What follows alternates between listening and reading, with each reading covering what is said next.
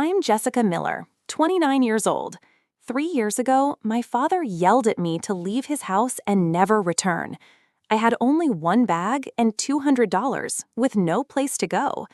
Today, I'm drinking coffee on the balcony of my $30 million mansion on the Emerald Coast of Florida, watching the sunrise over the ocean. The path from that front door to this balcony was not easy, but it changed everything. Before I tell you how I went from having no home to owning a beachside paradise, please tell me where you are watching from in the comments. Also, click the like and subscribe buttons to join me on this journey of turning hurt into power. I grew up in a regular neighborhood in Maple Creek, Ohio. Our house was simple: 4 bedrooms, old blue walls, and a yard just big enough for a swing. But for my father, Robert Miller, that house felt like a failure. He always wanted more, talked about big plans, and blamed others when things didn't go his way. Dad worked as a sales manager for a factory. He was okay at his job, but not great. This feeling of being just okay bothered him every day. It made him a very angry person, and he would often explode at anyone close by, usually me. He would come home, loosen his tie, and immediately find something to complain about. The house wasn't clean enough, dinner wasn't ready on time, my grades weren't perfect enough.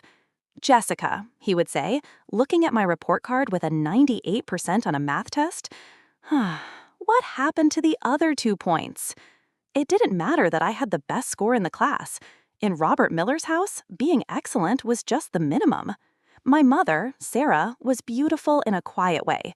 She had warm brown eyes that got crinkly when she smiled, but she smiled less and less over the years. Mom had been an art teacher before marrying Dad, but he told her to quit when my brother David was born. "A Miller wife doesn't work," he said, as if it was a great gift. I watched over the years as her artistic spirit slowly faded under his control. She loved us very much, but quietly. When Dad would get angry, she would wait until he left, then sneak into our rooms with a soft touch and whispered words of comfort. "This will pass," she would say, but we both knew it never truly did. She was like a shield between his anger and us, taking the worst of it herself. Looking back, I realized she was stuck too, relying on him for money and made to believe she couldn't live without him. Then there was my brother David, 2 years older and the favorite child. He played sports, got good grades, and most importantly, looked up to our father. He followed Dad's path without question: a business degree, a corporate job, marrying his college girlfriend, Chloe, before they even knew themselves. Dad glowed with pride at everything David did while finding fault with everything I tried. I found computers when I was 12. My grandmother, Eleanor, Mom's mother, and the only person who ever stood up to my father, gave me a used laptop for my birthday. Dad was furious, saying it was a distraction from real studies. But Grandma Eleanor stood firm. "The girl has her own mind, Robert," she said during one of their tense talks in our living room, and thank goodness for that. That computer became my escape. While other kids my age were at the mall or watching TV, I was teaching myself to code. I started with simple web pages about things I loved: stars, mystery books, even a fan page for my favorite band. Then I moved on to more complex coding languages and eventually making apps. The logic of coding made sense to me in a way that people's feelings often didn't. It was clear: your code either worked or it didn't. No games, no changing rules. School was easy for me. I kept top grades without much effort, which somehow made my achievements seem less important to my father. "Natural talent without hard work is wasted," he would lecture, completely blind to the hours I spent hunched over my laptop, learning skills that would later make me millions. My 16th birthday stands out as especially painful. I had just finished my first real app, a simple tool that helped organize study notes and made flashcards from them. It wasn't amazing, but I had built it from nothing, and a few hundred students at my high school were already using it. I was so proud when I showed it to my family at dinner. "That's nice, honey," Mom said, truly impressed, even if she didn't fully grasp the technical part.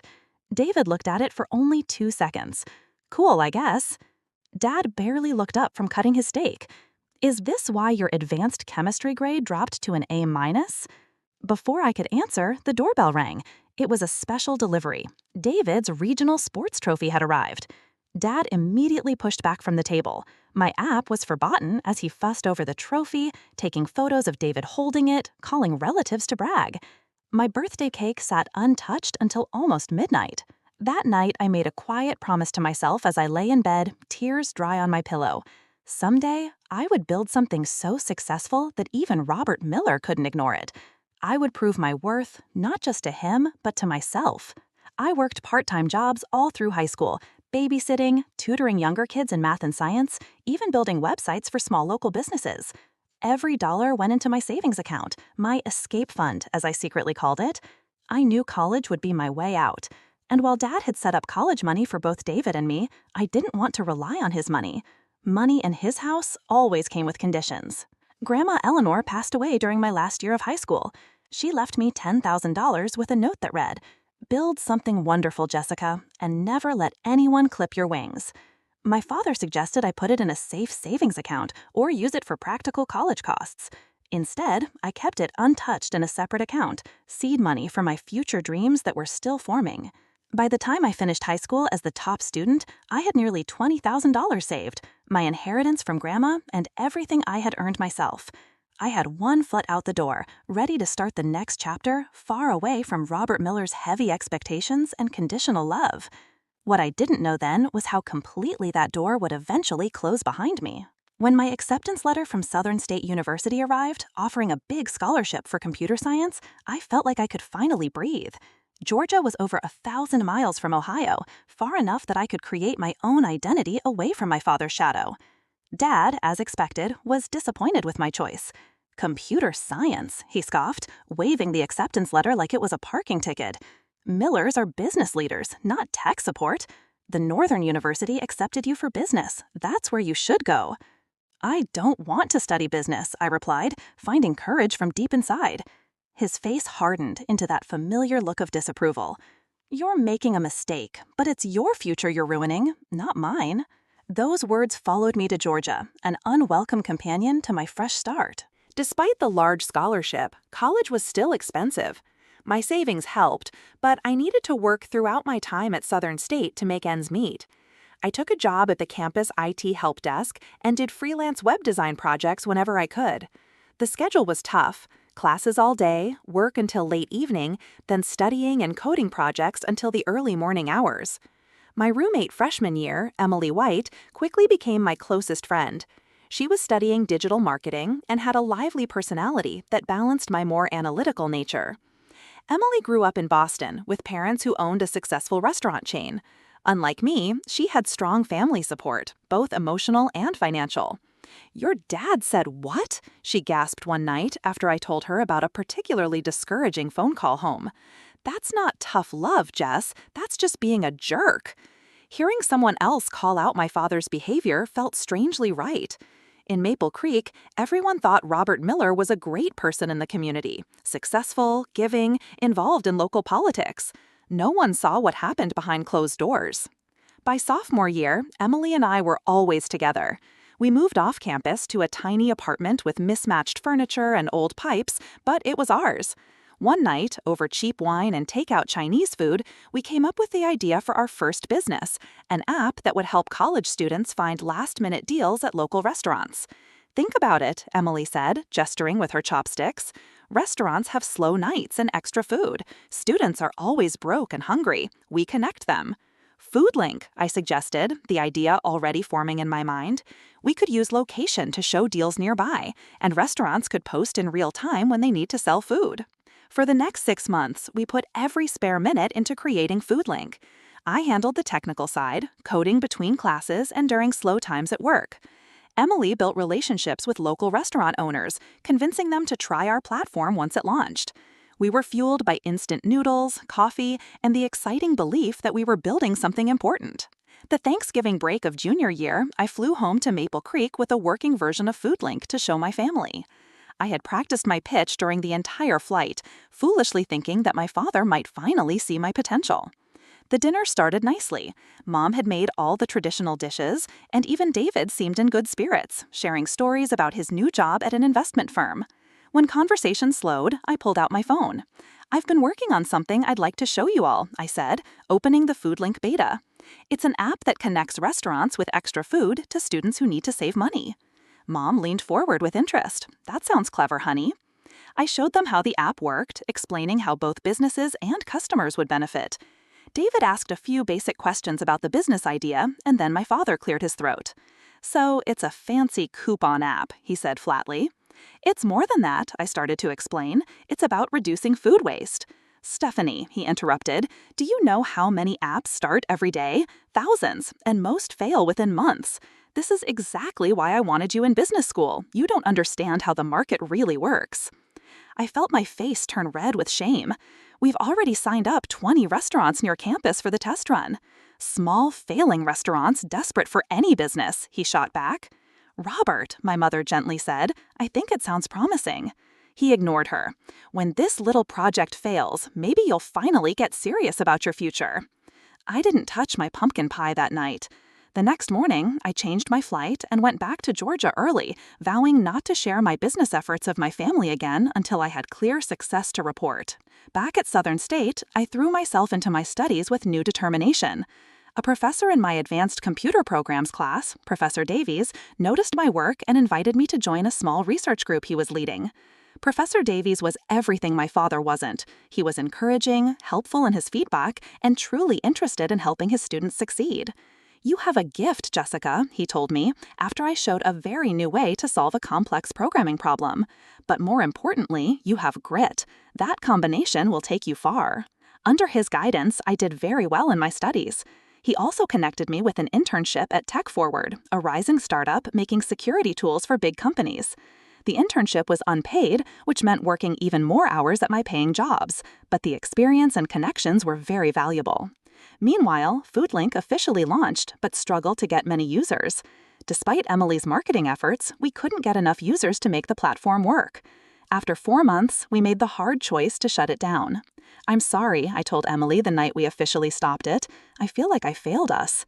She refilled our wine glasses and raised hers in a toast to failing forward. "We learned more from this than any class, and next time we'll be smarter." Her strength was catching, and instead of feeling defeated, I started listing the lessons in my head. We had built features users didn't need. Our sign-up process was too hard. We hadn't thought about the restaurant staff's technical limits. Every mistake was a piece of information for future success. Senior year came quickly.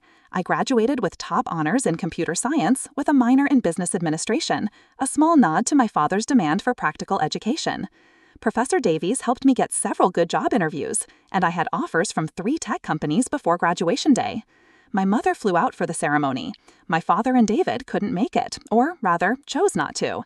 Dad claimed an important business meeting, though social media later showed he had been golfing that weekend.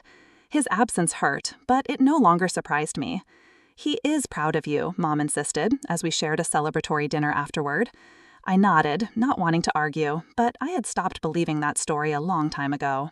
The economy got bad shortly after graduation. 2 of my job offers were taken back as companies stopped hiring. The third offered a much lower salary that wouldn't cover living costs in Georgia. With my savings getting low and student loans coming due, I made the hard choice to temporarily move back to Maple Creek while I figured things out. "It's just for a few months," I told Emily as we hugged goodbye, "just until the economy gets better." "Promise you won't let your dad crush your spirit?" she replied, knowing exactly what I was going back into. "Promise? This time, I'm going on my terms." I couldn't have known then how much those terms would change, or that my next exit from my father's house would be forever. Moving back into my childhood bedroom at 22 felt like failure, even with the economic reasons that made it necessary. I took a job at a local tech company, several steps below the positions I had been offered before the bad economy, but it paid the bills and kept my skills sharp. Every evening after work, I kept working on my own projects, determined that this setback would be temporary. Dad put in place house rules within days of my return: a curfew, chore lists, required family dinners. It was as if he was trying to reset our relationship to when I was 16, erasing my college degree and adult status. I bit my tongue and followed, reminding myself that every dollar saved meant freedom coming sooner. The tension slowly built over months. Dad would make subtle digs about my career choices during dinner. I would respond with calm facts about the tech industry's growth. Mom would nervously change the subject. David, who visited regularly with his wife Chloe, would quietly smirk at the familiar situation. "Technology is a bubble," Dad declared one Sunday dinner. All these app companies with huge values and no profit. It's not going to last. Actually, I countered, unable to stop myself, tech showed the strongest recovery after the bad economy. The company I'm working for just reported record profits this quarter. He waved dismissively. You're answering support calls, hardly cutting edge. For now, I said, I'm also developing my own security application. I have meetings with 2 possible investors next month. His eyebrows went up slightly, the closest he ever came to showing interest in my work. What kind of security application? For a moment, I felt a tiny bit of hope. Maybe this time would be different. I explained my idea, a simple encryption system for small businesses that couldn't afford big company security solutions but handled sensitive customer data. Sounds complicated, he said finally. Most small business owners can barely use email. They won't understand the value. That's exactly the problem I'm solving, I pressed, making advanced security easy for non-technical users. He shook his head. You need to focus on climbing the ladder at your current job. Prove yourself there before chasing fantasies. I clenched my jaw and fell silent. The familiar disappointment settled in my stomach like a stone. The event that finally caused things to break was something small. On a Tuesday evening in June, I came home later than usual. A bug in my application had kept me at the office until 9, and I texted Mom that I had missed dinner. When I walked through the door, Dad was waiting in his armchair like a judge ready to give a sentence. Your mother kept dinner waiting for an hour, he said without greeting. I texted that I'd be late. There was an issue at work I needed to fix. At your real job or your imaginary company? His tone was very sharp. I took a deep breath. Dad, I'm working on something important, something that could change everything for me. What you're doing, he said, standing up, is living in a fantasy world. You're wasting your education and your potential on pipe dreams. I had heard it all before, but that night, something inside me refused to take in one more word of his criticism. My pipe dreams are already getting interest from actual investors. People who understand technology see the value in my work, even if you can't. His face darkened. Watch your tone, young lady. As long as you live under my roof, you follow my rules. I know, and I have been, but that doesn't give you the right to dismiss everything I'm passionate about. Passionate? He scoffed. Passion doesn't pay bills. Practical career choices do. Your brother understood that. He's already being considered for a management position while you're still playing with computers. I'm not playing with anything. I'm building a business, and comparing me to David doesn't work anymore. We're different people with different skills. Mom appeared in the doorway, worry on her face. Dinner's in the oven if you're hungry, Jessica. The problem, Dad continued, as if she hadn't spoken, is that you've always thought you were too smart to listen to advice. Your grandmother filled your head with nonsense about following your dreams, and look where it's gotten you. Back in your childhood bedroom at 22. The mention of Grandma Eleanor lit a fire inside me. Don't bring her into this. At least she believed in me. And I don't? Who paid for your education? Who put a roof over your head? Who supported you your entire life? Supported me? I laughed, incredulously. You've criticized every choice I've ever made. Nothing I do is ever good enough for you because you consistently make poor choices. His voice rose. You chose the wrong degree, the wrong career path, and now you're wasting time on a business idea that will never succeed. David and Chloe had arrived for a quick visit during our argument, standing awkwardly in the hallway. Maybe we should come back another time, David suggested. No, stay, Dad said. Perhaps your sister could learn something from your example. That was the final spark to the fire. I don't need to learn from David's example. I'm not David. I'm not you. And I'm done trying to meet your impossible standards. Dad's face twisted with anger. If you're so confident in your abilities, perhaps it's time you stood on your own 2 feet completely. No more safety net. Robert, Mom interrupted, let's all calm down. He ignored her. I've carried you long enough. You think you know better than everyone? Prove it. I will, I said, my voice surprisingly steady, despite the rush of feelings. Not under my roof, you won't. His words came slowly, carefully. Get out and stay out. You're no daughter of mine. The room fell silent. Mom's hand flew to her mouth, eyes wide with shock. David looked down at his feet. Chloe, to her credit, looked horrified. "Robert, you don't mean that," Mom whispered. "I do," he said, never taking his eyes off me. "She wants independence, she's got it tonight." I stood perfectly still, taking in the full impact of his words. The pain was breathtaking, a physical ache spreading from my chest. But beneath the pain was something unexpected, relief. The pretending was over, the conditional love had finally shown its true face. "Fine," I said quietly. "I'll pack my things." "Jessica, no," Mom pleaded, tears streaming down her face. "Robert, stop this right now." But it was too late. Something had broken between us that couldn't be fixed with apologies or time.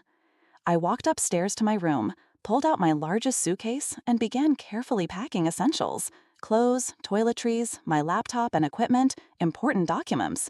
The rest, childhood memories, books, old photos, would have to stay behind. Mom appeared in my doorway, frantic. "Don't go, he'll calm down, he always does." I zipped the suitcase closed. "This isn't about his anger, Mom. This is about me finally accepting that nothing I do will ever be enough for him, and I can't live like that anymore." "Where will you go?" she asked, her voice small. "I'll figure it out." I hugged her tightly, remembering the smell of her perfume. "I'll be okay, I promise." David stood awkwardly in the hallway as I dragged my suitcase downstairs. "This is crazy," he said. "Just apologize and wait until tomorrow." I shook my head. "There's nothing to apologize for." Dad sat in his armchair, pretending to read the newspaper. He didn't look up as I walked past. His silence was the final sign that his demand wasn't a momentary rage, but a clear cutting off. At the door, I turned back one last time. "Mom, I'll call you soon." "Dad," I paused, searching for words that wouldn't haunt me later. Finding none, I simply said, "Goodbye." The door closed behind me with a clear click. I stood on the porch of my childhood home, one suitcase holding all I owned, $230 in my bank account, and no idea where I would sleep that night. I made it to my car before the tears came. Fumbling with the keys, I finally got the engine started, only to hear a bad grinding sound. The check engine light that I had been ignoring for weeks glowed ominously on the dashboard. I managed to drive 6 blocks before the car sputtered and died completely. Sitting in my dead car on a darkening street, I laughed through my tears at the perfect storm of disaster my life had become. Then I pulled out my phone and called the one person I knew would answer. "Emily, it's Jessica. I need help." The first few nights after being kicked out remain a blur in my memory. Emily immediately sent me money for a plane ticket to Georgia, but with my car broken down, I had to spend the first night in a cheap motel near the Maple Creek airport. I remember sitting on the edge of the old mattress under the harsh light, taking stock of my new reality. I had my laptop, my important documents, and, after buying the plane ticket, just over $100 to my name. My car, still abandoned 6 blocks from my parents' house, wasn't worth fixing. My apartment lease in Georgia had long since ended. I had student loans coming due and no fixed address. The size of starting completely over at 22 was overwhelming. I allowed myself exactly 1 hour of panic and tears that night. Then I washed my face, opened my laptop, and began making plans. By the time I landed in Georgia the next day, I had sent out 15 job applications, emailed Professor Davies about possible opportunities, and looked up the cheapest short-term housing options in the city. Emily was waiting at the airport, wrapping me in a hug before I could even set down my suitcase. "You're staying with me until you figure things out," she insisted, as we drove to her apartment. No argument. Emily's studio apartment was barely big enough for one person, let alone 2. But we made it work. I slept on an air mattress that slowly lost air throughout the night, needing to be refilled every evening. I kept my belongings neatly in my suitcase, trying to take up as little space as possible. Despite her kindness, I was determined not to be a burden.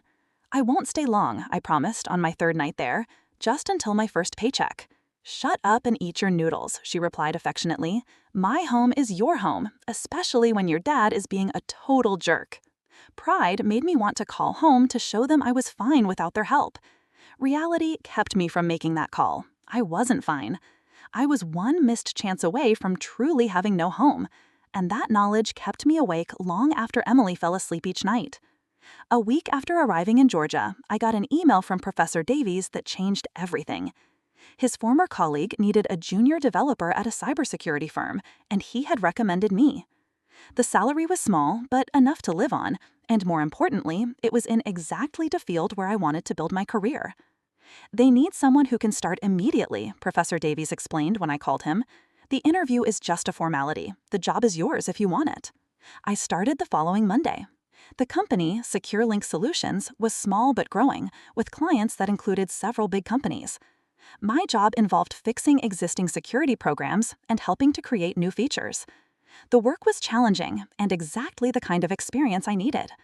With my first paycheck, I found the cheapest housing option possible, a bedroom in an apartment shared with 3 other young professionals in a less desirable part of the city. Melissa was a paralegal, Brandon a personal trainer, and Dina a restaurant manager. None of us were living our dream lives, but we made it work, setting up cleaning schedules and quiet hours, sharing common items like toilet paper and dish soap to save money. My bedroom was barely larger than a walk-in closet, fitting only a twin mattress on the floor and a small desk I found on the street and fixed up. But it was mine, paid for with my own money, with no conditions or criticism attached. The first night in that tiny room, I slept better than I had in years. I set up a strict budget. Every unnecessary expense was cut. I prepared simple meals on Sundays, brought lunch to work every day, and turned down happy hours and dinners out. Half of each paycheck went to living expenses, a quarter to student loan payments, and the remaining quarter into savings, my new startup fund. Nights and weekends belonged to my own project. The security application I had started developing before being kicked out was taking shape into something with real potential. I called it ShieldKey, a simple interface hiding complex encryption technology that will allow small businesses to protect customer data without needing an IT department. 6 months into this new life, I went to a tech gathering focused on cybersecurity new ideas. The event was held at a shared workspace downtown, offering free pizza and chances to meet people. I almost didn't go. I was tired from a particularly hard week at work, but Emily insisted. "You need to talk to actual humans sometimes," she said, practically pushing me out the door, plus free dinner. The pizza was okay, but the connections were very valuable, especially Leo Garcia, a user experience designer who asked thoughtful questions during my casual talk about ShieldKey with a small group of attendees. "The technology sounds solid," he said, as we continued our conversation over warm soda afterward. "But your interface needs work if you want non-technical users to adopt it." Rather than feeling criticized, I was curious. What would you suggest? Leo pulled out his tablet and quickly drew a simpler version of my current interface. Something like this: fewer options visible at first, show more features as users need them. Looking at his design, I immediately saw how much clearer it was than my developer-focused approach. "That's actually brilliant," he grinned. "Security people focus on how it works first, which makes sense, but users focus on how easy it is to use. Combine both, and you've got something special." We exchanged contact information, and over the next few weeks, met several times to discuss ShieldKey. Leo's skill in user experience perfectly matched my technical knowledge.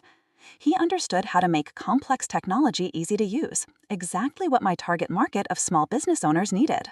"We should partner on this," I suggested one evening as we worked at a coffee shop near my apartment. "Your UX skills plus my security expertise, 50-50 split." Leo thought about it for only 5 seconds. "I'm in. But we need money to do this, right?" The search for investors became our shared goal. We improved our business plan, created a strong presentation, and practiced our pitch until we could deliver it in our sleep. Then we started reaching out to everyone who might be interested: angel investors, small venture capital firms, business helpers. The rejections piled up quickly. "Too early stage, market too small, come back when you have users." Each no was discouraging, but we kept improving our approach, learning from the questions and concerns raised in each meeting. Our big break came 9 months after my father had kicked me out.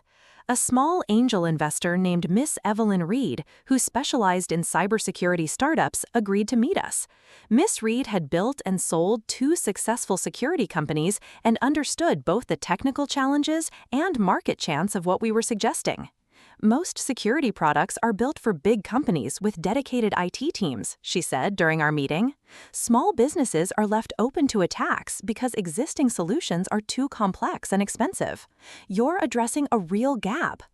After 3 follow-up meetings and thorough checks, Miss Reed offered us $150,000 in starting funds in exchange for a 15% ownership share. It wasn't a huge amount, but it was enough to turn ShieldKey from a side project into a real company. The night after signing the investment agreement, I sat on the floor of my tiny bedroom, back against the wall, overwhelmed by how far I had come in less than a year. From having no home to being a funded founder, from rejected daughter to rising business owner. I called my mother for the first time since leaving Maple Creek. "Jessica?" Her voice was careful, as if she couldn't quite believe it was me. "Are you okay? Where are you?" "I'm more than okay, Mom." I told her about SecureLink, about ShieldKey, about the investment. She listened quietly, occasionally making small sounds of surprise or approval. "That's wonderful, honey," she said when I finished. "I always knew you would do something special." "Is Dad there?" I asked, hating how small my voice sounded. Her hesitation told me everything. "He's still processing things. Give him time." I swallowed my disappointment. "Tell him about the investment if you want, or don't. It doesn't matter anymore." But it did matter. Despite everything, some childish part of me still wanted his approval, still wanted him to say he had been wrong about me. I just wasn't willing to lose my self-respect to get it anymore. With money secured, Leo and I took the leap. We both quit our jobs to focus on ShieldKey full-time. We rented a small office in a startup building, hired a part-time developer to help speed up our work, and began finding our first test customers. The next 18 months were the most intense of my life. 16-hour days were normal. I moved to an even cheaper apartment to make our money last longer. I learned about sales, marketing, accounting, human resources, all the parts of business my father had claimed I was ignoring. Every decision, every dollar spent was carefully checked. The pressure was huge, but unlike the pressure from my father, this was pressure with a purpose. We were building something real. Our test launch with 15 small businesses went surprisingly well. The feedback was positive, with users especially praising the easy-to-use interface Leo had designed. We fixed problems, improved features, and prepared for a wider release. Miss Reed introduced us to her network of security professionals and possible clients. Slowly, our user base grew. By the 18-month mark, we had over 300 paying customers. Still small, but growing steadily and making enough money to keep us going. Then came the moment that changed everything. A well-known tech blogger focused on cybersecurity reviewed ShieldKey, calling it the security solution small businesses have been waiting for and impressively sophisticated technology hidden behind an interface my grandmother could use. The article was picked up by larger tech publications, and suddenly our growth wasn't just a straight line anymore. It was exploding. Within 2 months of that review, we had over 2,000 customers and were making enough money to hire 3 more employees. 6 months later, we hit 10,000 customers and moved to larger offices. Leo and I were no longer doing everything ourselves. We had a team of 15 passionate people helping build our vision. 1 year after the review, we reached a goal I had only dreamed about: $1 million in yearly repeating income. ShieldKey had gone from a struggling startup to a successful business, and the industry was noticing. The first offer to buy us came on a Tuesday morning. I was in the middle of a team meeting when my phone buzzed with an email from the VP of Business Development at Data Fortress, one of the largest company security firms in the world. They wanted to discuss possible strategic opportunities. I showed the email to Leo after the meeting, trying to hide my excitement. This could be nothing, right? Maybe they just want to partner on something. Leo's eyebrows shot up. Or they want to buy us. Data Fortress doesn't partner with companies our size. They acquire them. The meeting was set for the following week at their headquarters in Tech City, USA. Leo and I spent every spare moment preparing, researching their recent purchases, analyzing their product gaps that ShieldKey might fill, and discussing what our company might be worth to them. The Data Fortress offices were everything our startup space wasn't: sleek, modern, with floor-to-ceiling windows offering wide views of the city. We were led to a conference room where 4 executives in perfect suits waited. "We've been watching ShieldKey with interest," their VP began after quick introductions. "Your reach into the small business market is impressive. We've struggled to get to that group effectively." What followed was 2 hours of detailed talk about our technology, customer base, and team. They asked sharp questions about our growth plans and competitors. We answered honestly, but smartly, showing our strengths without revealing all our future plans. Finally, the CEO joined us. Mr. Thomas Vance was known for building Data Fortress from a small security consulting firm into a publicly traded company worth billions.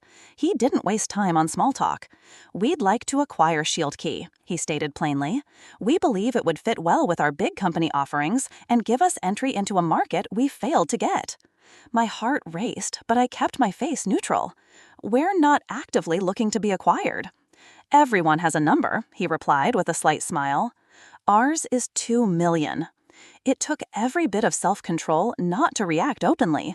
2 million would change my life completely. I could pay off my student loans, buy a house, have financial security I'd never known.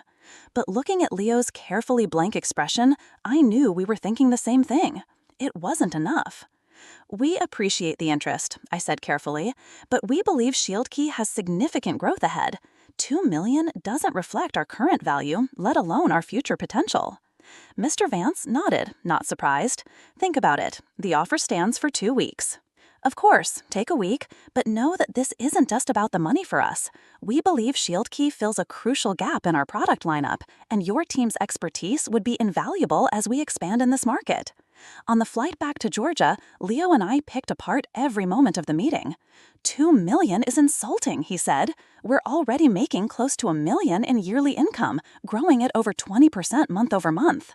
I agreed, but the fact that Data Fortress is interested at all proves everything we've built. Others will follow. Leo was right. Within days of saying no to Data Fortress's offer, we received inquiries from 2 other major security companies.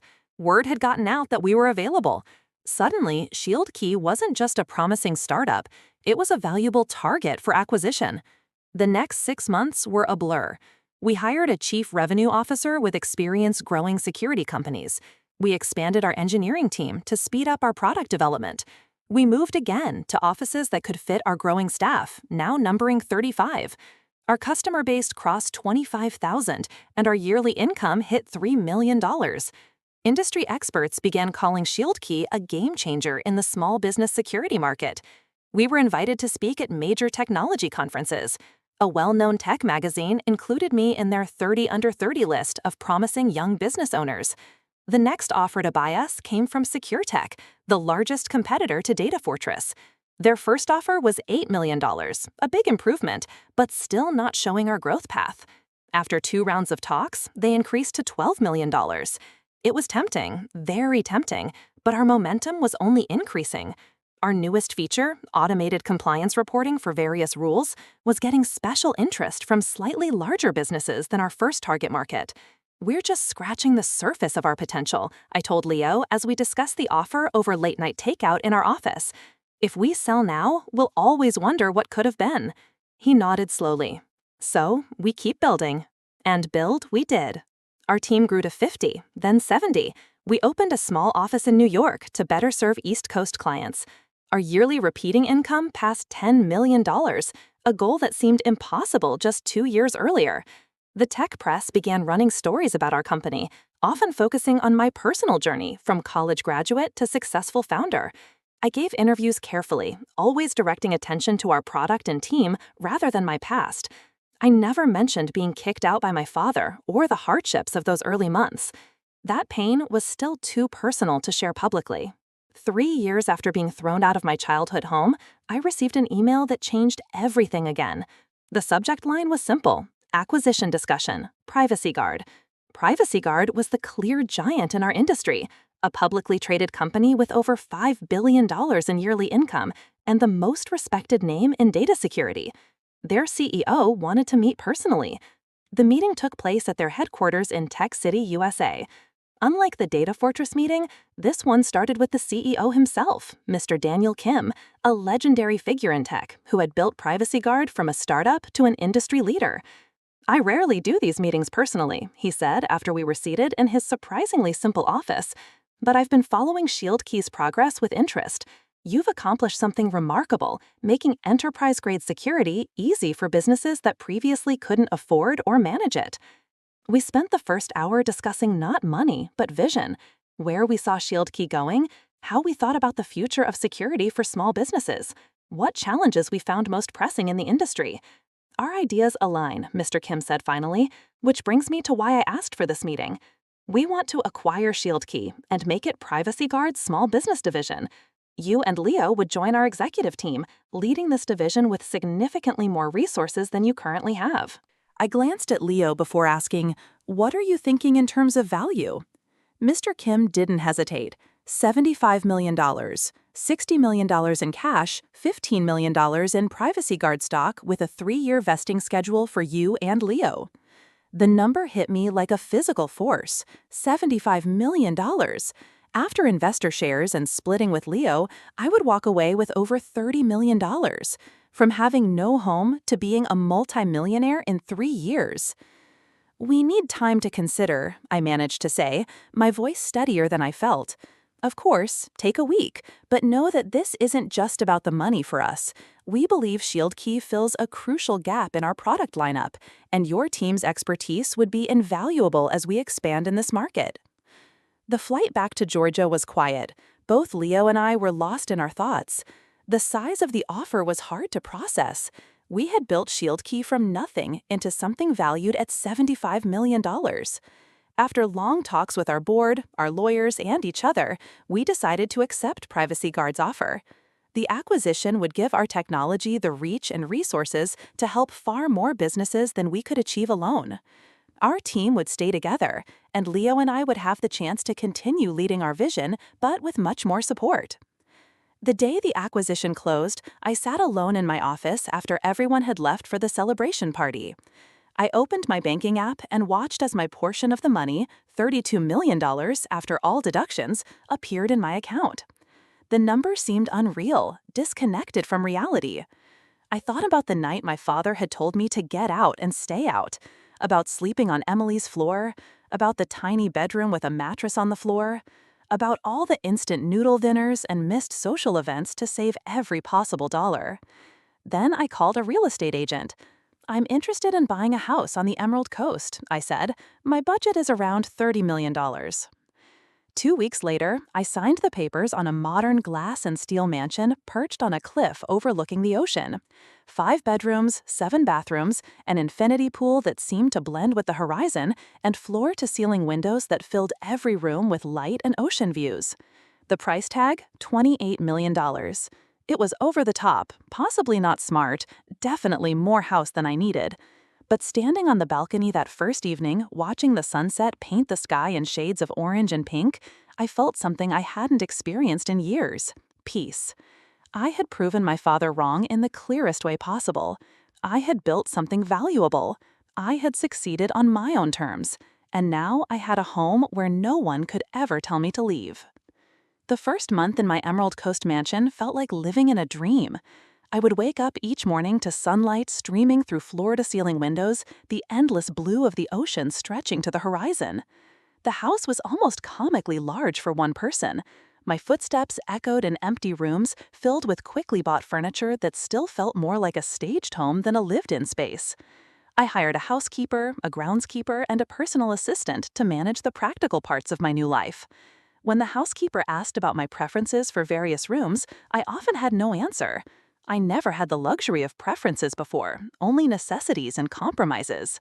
"Whatever you think is best" became my standard response, which clearly frustrated her. She wanted direction. I was still getting used to having choices. The change from struggling business owner to wealthy executive came with unexpected challenges. At Privacy Guard, I led a division with 100 employees and a large budget. People looked to me for decisions affecting millions of dollars and countless customers. I handled those responsibilities with confidence, born from building ShieldKey from nothing. But in my personal life, I felt strangely lost. The constant struggle that had defined my life since college was suddenly gone. The need to work 16-hour days, to track every dollar, to make each decision with survival as the main thought, all vanished overnight. In their place was an emptiness I didn't know how to fill.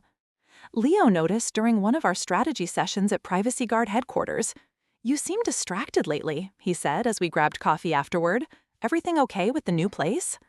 The house is incredible, I replied automatically. I still can't believe it's mine. He studied me for a moment. That wasn't what I asked.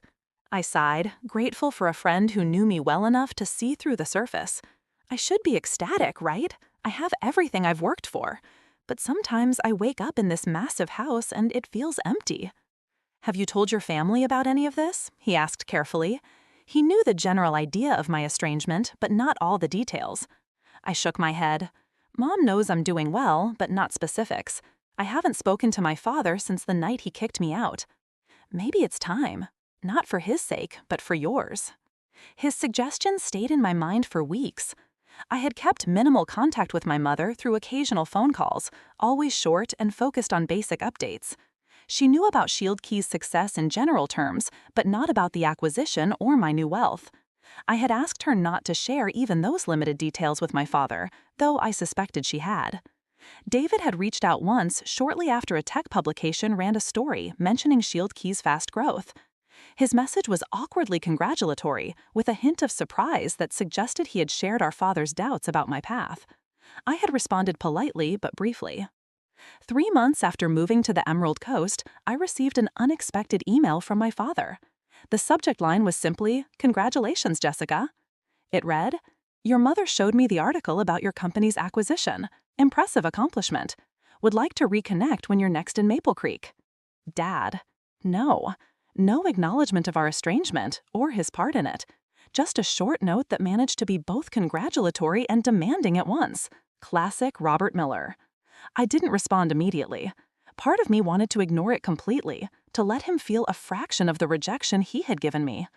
Another part, the wounded child still seeking approval, wanted to reply immediately, detailing every success, every validation that proved how wrong he had been.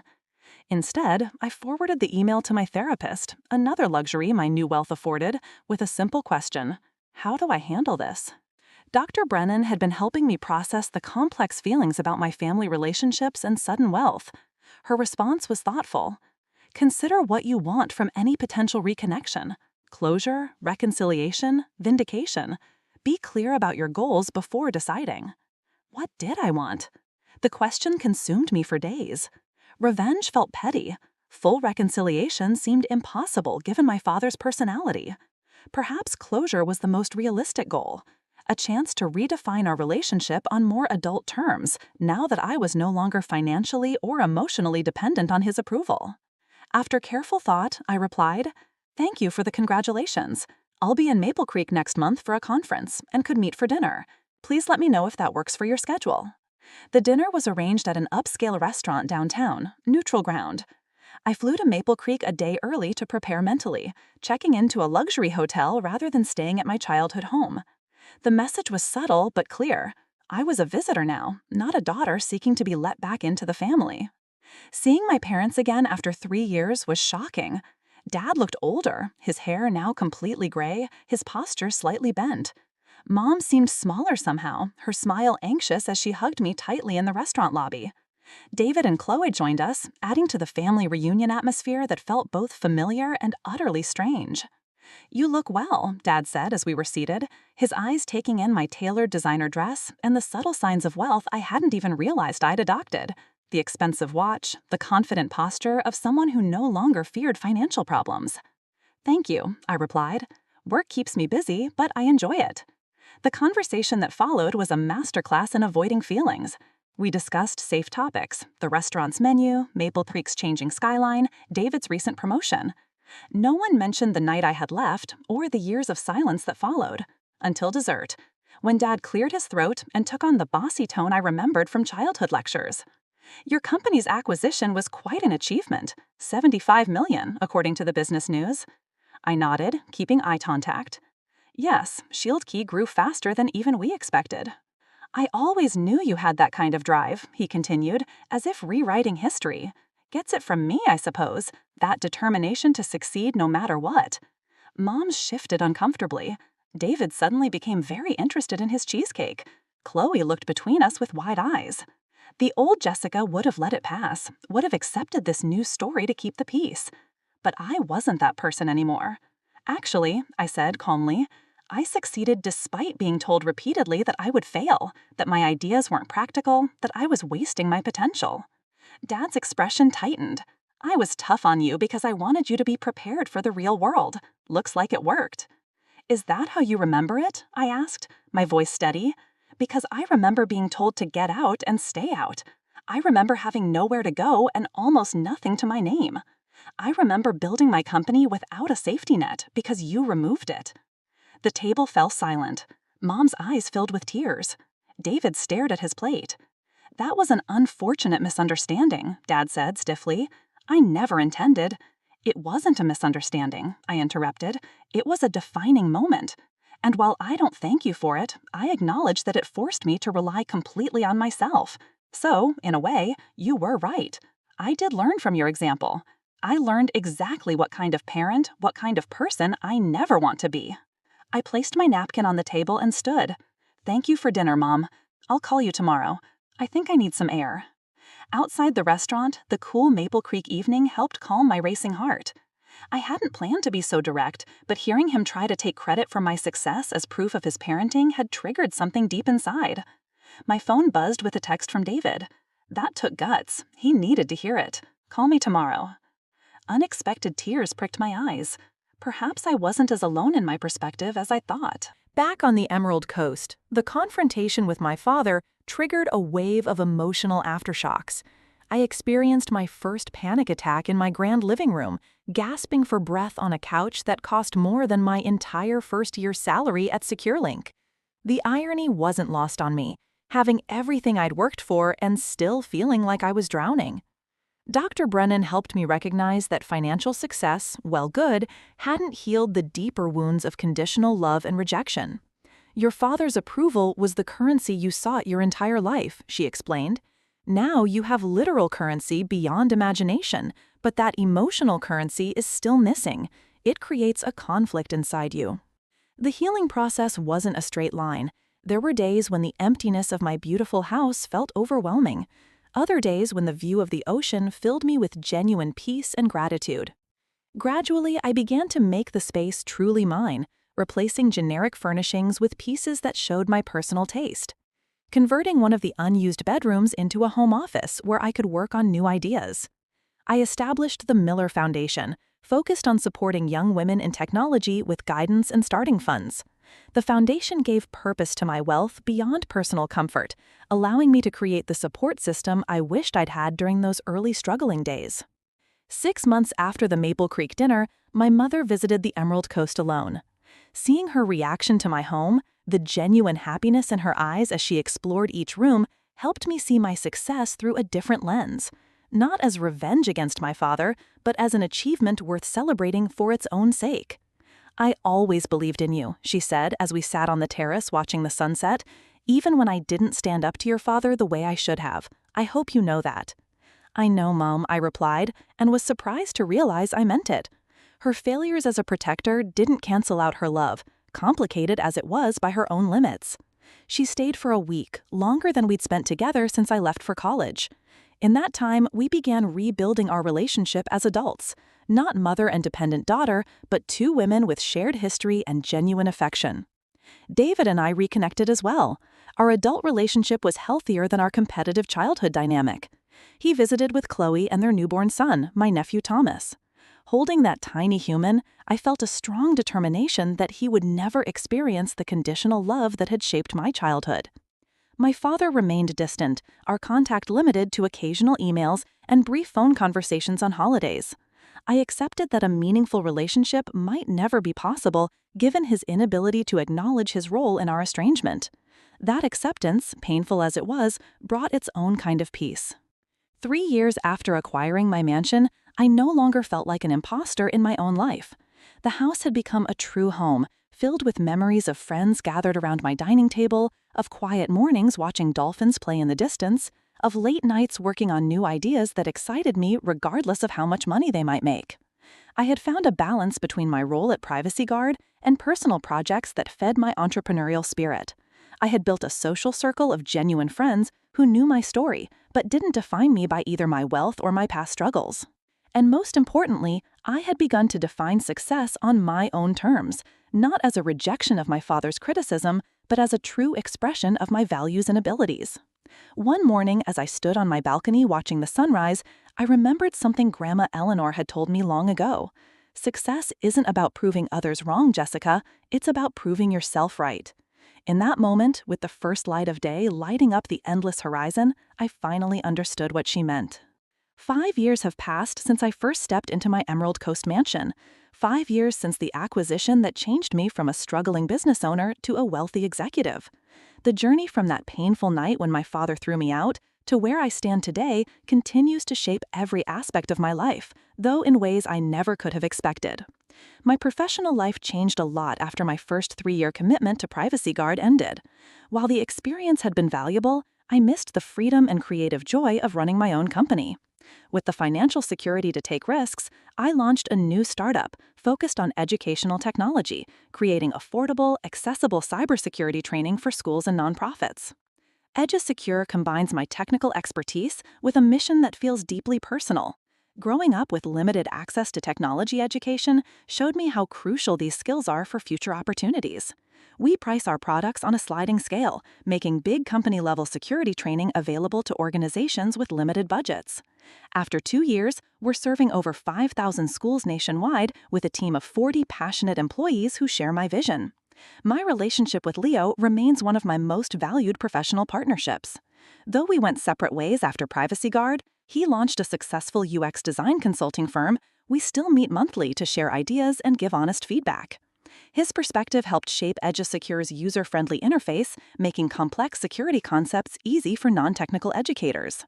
Personally, the most unexpected change came in the form of Ben Carter, who I met at a technology education conference in Boston. As the founder of a nonprofit focusing on bringing STEM education to underserved communities, his passion and honesty impressed me immediately.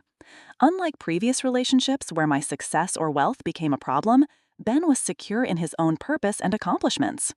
Our relationship developed slowly, friendship first, then a deeper connection. He was the first person I brought home who made my massive house feel appropriately sized, filling it with laughter and warmth. After 2 years together, he moved in, bringing his collection of old science fiction novels and habit of making elaborate Sunday breakfast that we eat on the terrace no matter the weather. "Your success is part of you, not all of you," he told me once, when I worried about the imbalance our financial situations might create. I fell in love with Jessica the person, not Jessica the millionaire. The healing process with my family continues to change in complex ways. My mother and I have built a new relationship based on mutual respect rather than the unhealthy patterns of my childhood. She visits frequently, has become close with Ben, and has even started painting again, her passion that was put aside during her marriage. Watching her reclaim her creativity in her 60s has been one of my greatest joys. David and I have grown surprisingly close. The competitive dynamic our father created between us disappeared once we were both free to define success on our own terms. He eventually left the investment firm where he had been following our father's path and started a sustainable construction company that better fit his personal values. Our conversations now are supportive rather than comparative, focused on helping each other succeed rather than measuring who's ahead. My father remains the most complicated relationship in my life. After several strained attempts at reconciliation, we settled into a distant but civil connection. He's never apologized for kicking me out. I've accepted he likely never will, but he has made small gestures of acknowledgement. A clipping of an article about EduSecure sent by mail, an email congratulating me on an industry award. Brief, surface-level interactions that acknowledge my existence without breaking the emotional walls between us. Last Christmas, I invited my entire family to the Emerald Coast, my first time hosting a family holiday. Dad accepted, which surprised everyone, including himself perhaps. The visit was awkward at times, but also showed glimpses of the man beyond the strict father I had grown up with. Watching him play with David's children on the beach, I saw a momentary softness I'd rarely witnessed in childhood. "Your house is quite something," he said on the last night as we stood on the balcony after everyone else had gone to bed. "You've done well for yourself." "Thank you," I replied, accepting the closest thing to approval he could offer. I still think business school would have been a more direct path, he added, unable to resist a small criticism. I smiled, no longer hurt by his inability to fully embrace my choices. Maybe, but this was my path. He nodded, and we stood in silence, watching the moonlight on the ocean. Not fully reconciled, not fully healed, but at peace with our differences in a way that would have seemed impossible 5 years ago. One of the most meaningful parts of my journey has been the chance to mentor young women facing similar family pressures about their career choices. Through the Miller Foundation, I've worked with dozens of aspiring female business owners, providing not just money, but the emotional support and validation I lacked at their stage. Lily Ramirez, our first grant recipient, recently sold her healthcare application to a major medical technology company. At the celebration dinner, she raised a toast that brought tears to my eyes. To Jessica, who believed in me when my own family said tech wasn't for girls from East LA.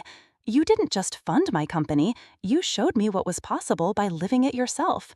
Her words made clear something I've come to understand. Our greatest impact often comes not from our direct achievements, but from how they create possibility in others' minds. Last month, I visited Grandma Eleanor's grave in Maple Creek for the first time since her funeral.